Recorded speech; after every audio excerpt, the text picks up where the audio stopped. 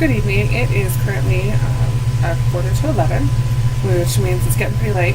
But I wanted to do a recording because I haven't done one in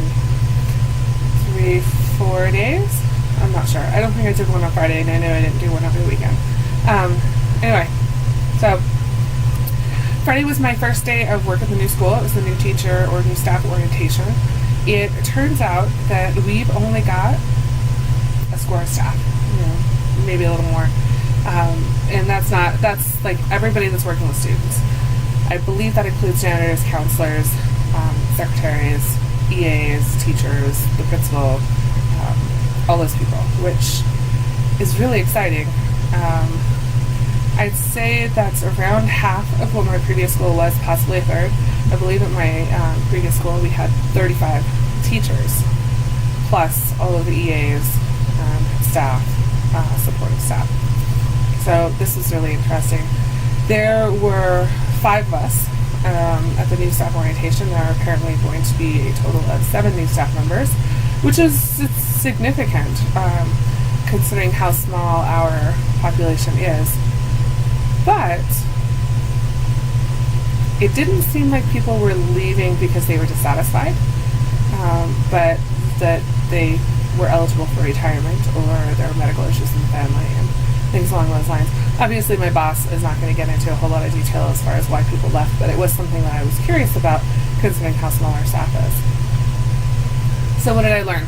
Well, I learned first that our principal is really big on community, and she's really big on team building, which I think is fantastic.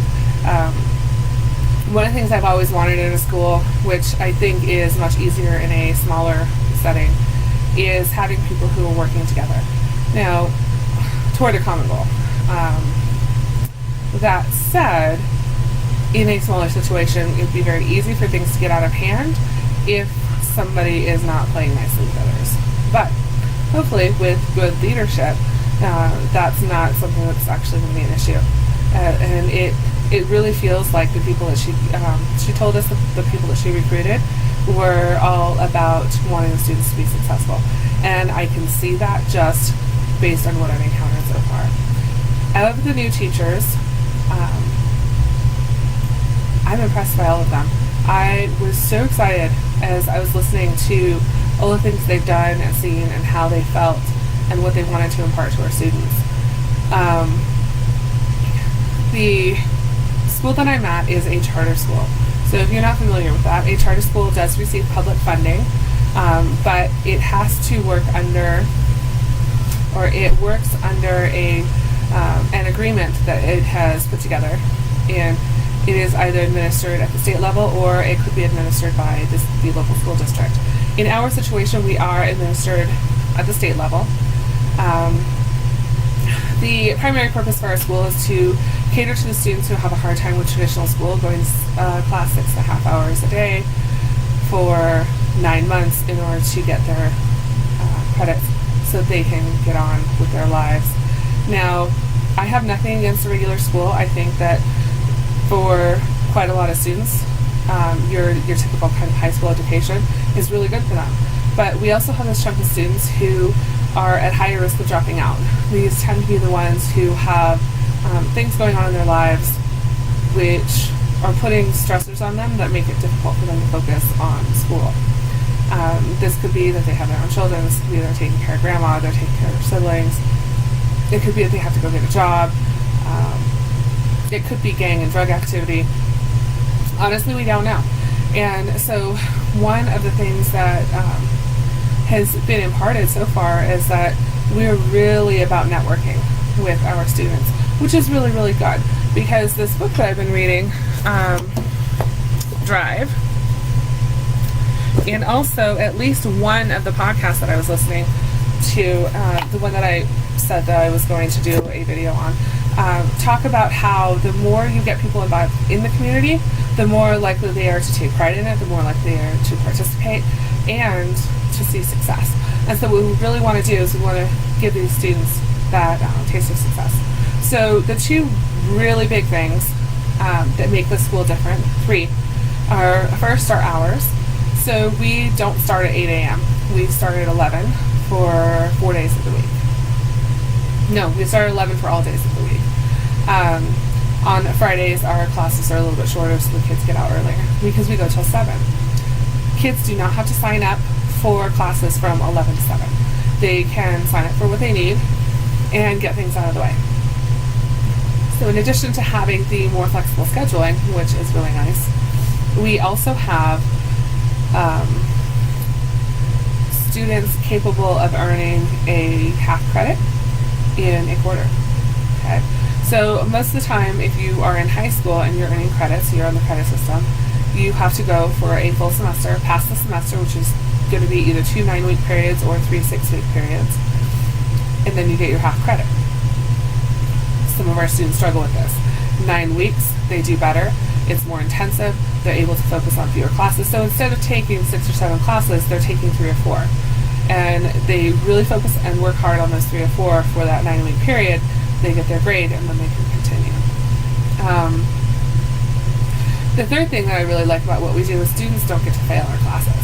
And that doesn't mean that we're inflating our grades and we're saying, oh, I'm not going to give you an F. It means that we can say, I have given 15 assignments this 9 weeks, and you have performed below proficient, which would be 70% on 5 of them.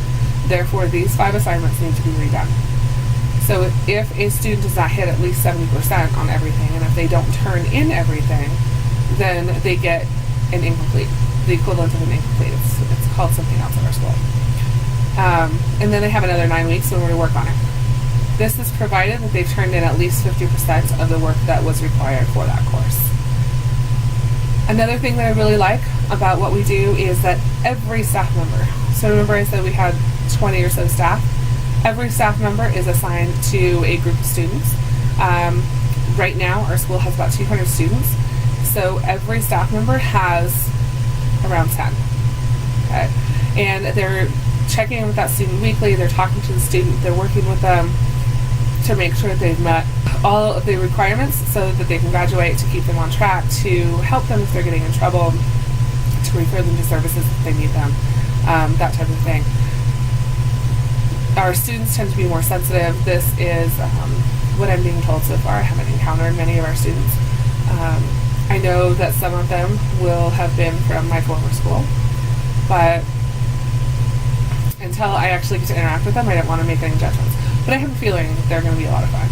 And I am really, really excited about what we're going to be doing in the classroom. So some other things that stuck out to me, besides the staff being awesome, is that the facility itself is temporary. Theoretically, we're going to get our own building or have our own land on which to build in a couple of years. So supplies. Teachers generally are having to purchase their own supplies because budgets are really tight, and you got to put in, at least this is for me anyway, you have to put in a requisition form in order to ask for blah, blah, blah, blah, and you want to have extra supplies that you can share with the students, and the school, depending on where you are, says we don't want to provide supplies for students because they need to be providing their own supplies. Well, our school recognizes that kids, for a variety of reasons, might not even come to school with a pencil or notebook. And so giving those things to them is no big deal. In fact, we are encouraged to, because the more barriers we can remove from the success or from the path of the student on their way to success, hopefully the more likely they are to achieve that.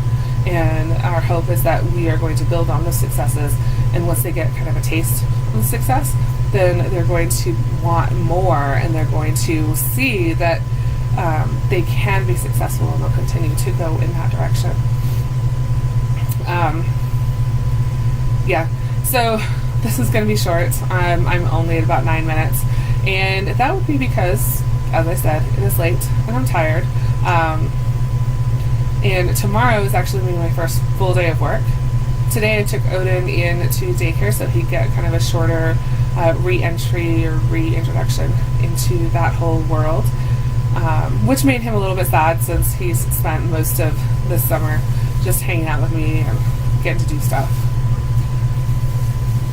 That's it. I don't want to keep blabbing. I don't want to keep wandering. I will keep you, I'll probably keep you updated. I will let you know that I am not going to be giving you the name of my school, at least not intentionally. I will not be sharing, any specific student issues. Don't forget that when I tell stories, they might be my own. They may be somebody I know. They may be completely made up. We actually did have to sign a contract regarding social media, and that was basically just saying, hey, people know who you are, you're a representative, and as such, you should be behaving in a way that does not reflect poorly on our school, which I actually really like. It totally works for me anyway, because I don't like to trash people, even when they're frustrating. Okay? Alright, this is the Fat Health Teacher signing out. I don't know when I'm next going to blog. It really depends on my energy levels. I will talk to you all later, and I hope that you have a fantastic week and that you enjoy the rest of whatever summer you may have, if you were fortunate enough to have